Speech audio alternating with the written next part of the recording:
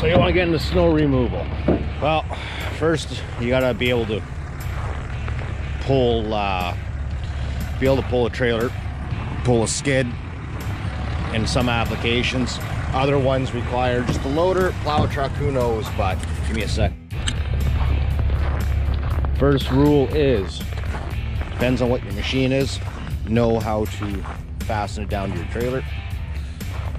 Bear traps, snow bucket, chains. Let's get this baby fired up.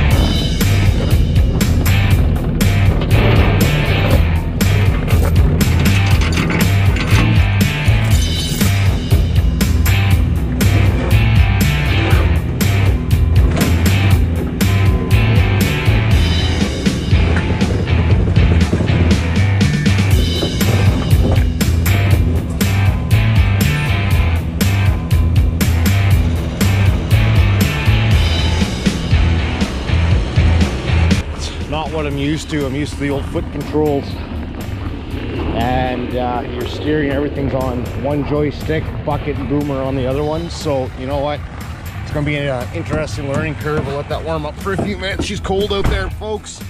It's like, I don't know, it's got to be like minus, I think it's like minus 28 Celsius.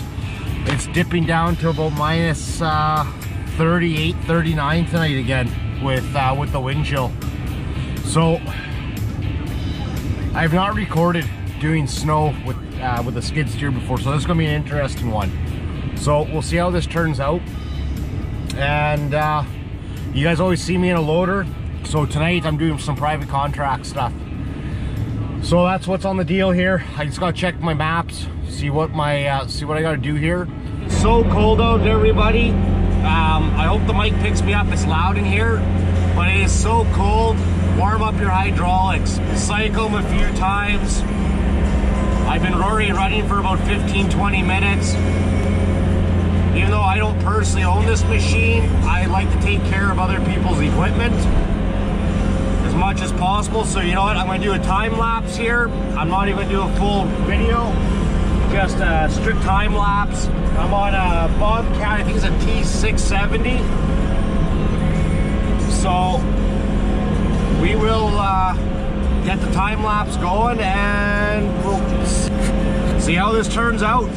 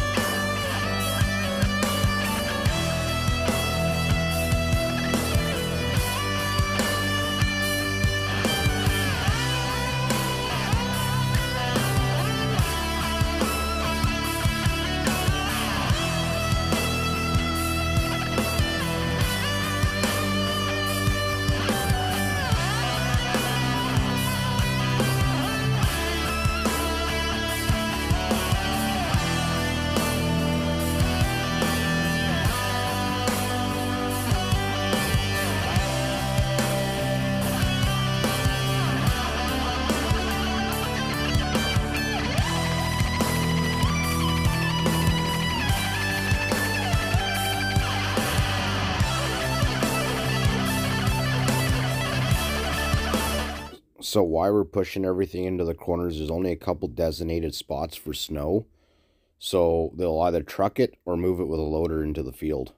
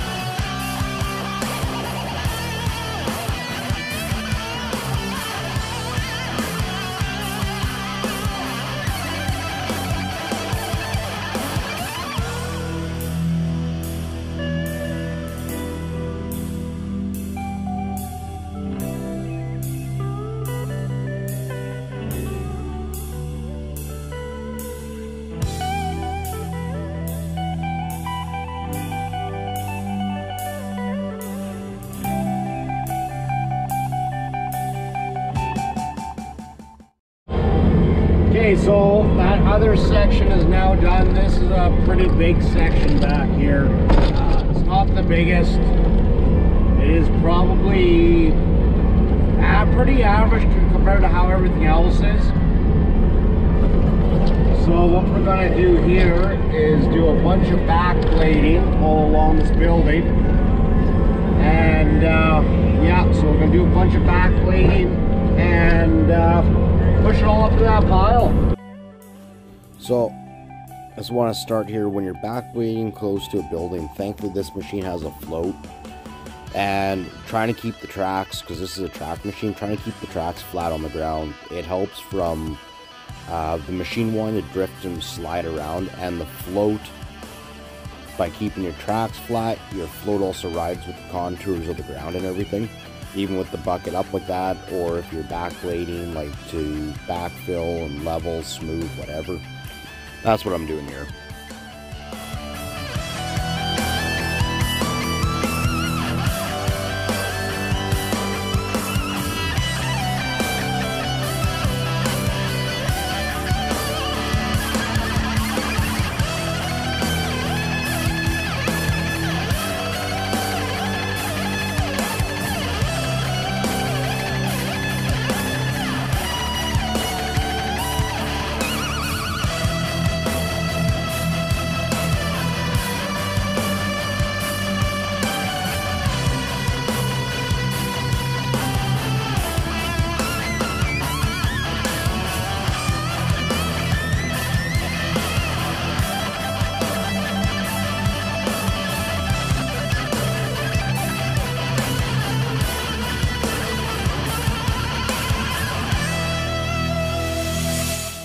This is part 1. I'll do part 2 of finishing this site and the next site, and we'll also go over hazards and risk assessments as an operator that you should be aware of when you're doing these jobs.